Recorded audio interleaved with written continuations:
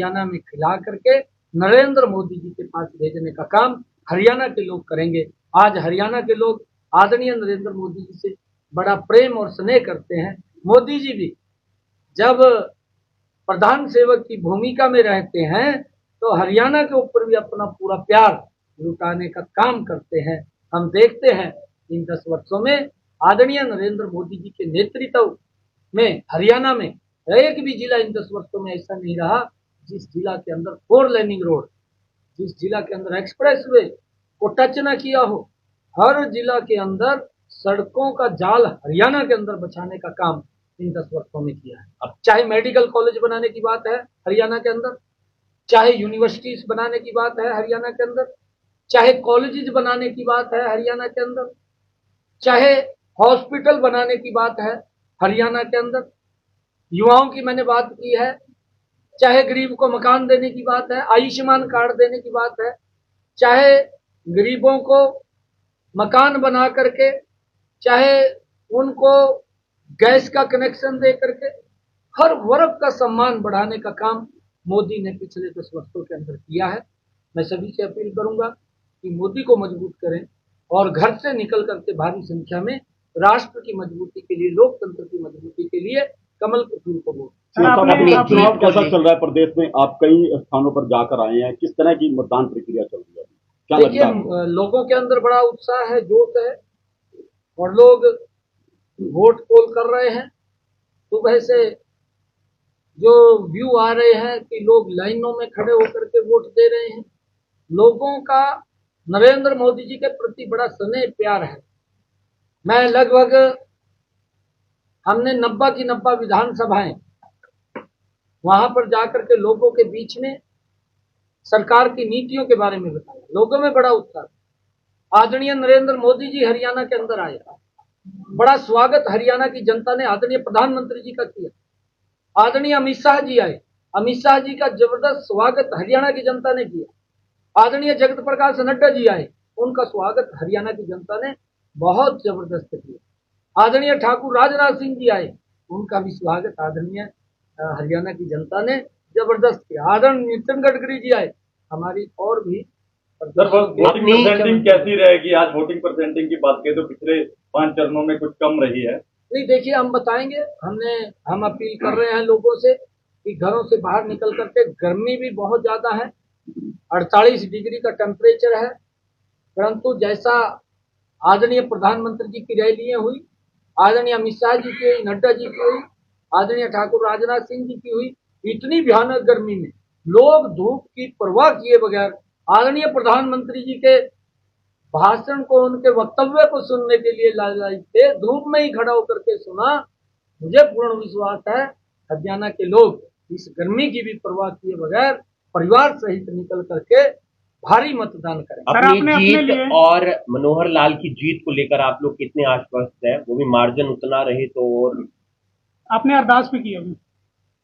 मैंने कहा है कि मैं गुरु के चरणों में आशीष नवाने के लिए अमनदीप साहब गुरुद्वारा में इस पवित्र भूमि पर, जहां पर स्वयं गुरु नानक देव जी ने 2 महीने रह करके इस भूमि को तपस्या की, एक मार्ग दिखाने का काम यहाँ से किया और उस भूमि के ऊपर मैं आया हूँ शीश नवाने के लिए।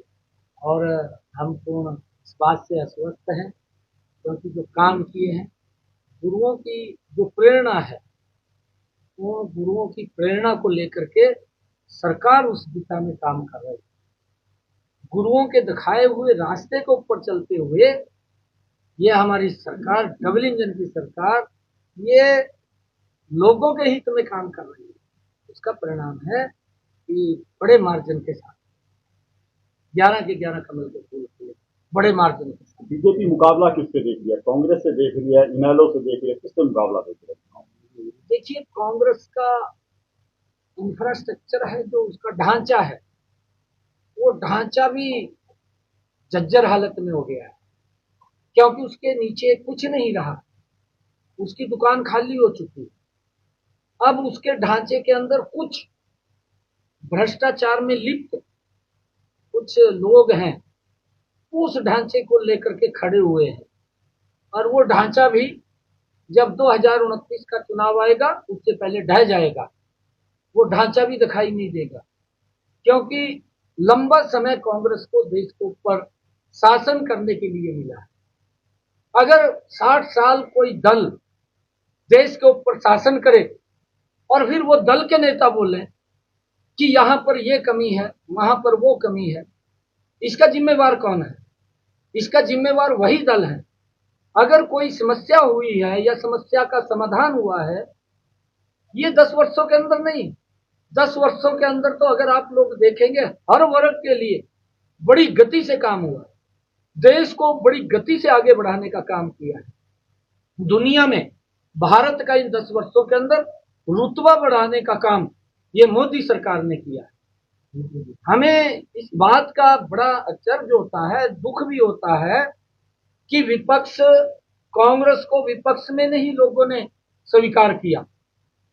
उन्होंने घमंडिया गठबंधन आपस में इकट्ठा होता है। मैंने कहा है कि खाली ढांचा रह गया, ढांचा के अंदर भी कुछ लोग हैं, बाकी जमीन खिसक चुकी है, जमीन के ऊपर कुछ नहीं है।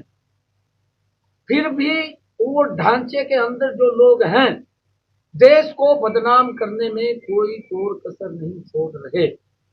राहुल गांधी साहब जो एक बड़े दल के 60 वर्षों तक जिसने शासन किया हो, जिस दल ने, उस दल के नेता वो मानते हैं। देश नहीं मानता, परंतु कुछ ढांचा में जो लोग हैं वो राहुल को नेता मानते हैं, क्योंकि उससे बाहर नहीं जा सकते, परिवार से बाहर नहीं जा सकते, उनको मानना पड़ेगा। जो राष्ट्रवादी लोग थे कांग्रेस में, धीरे धीरे करके वो उस ढांचे से बाहर निकल रहे हैं, क्योंकि तभी मैंने कहा कि उसके अंदर कुछ ढांचा है और कुछ लोग हैं।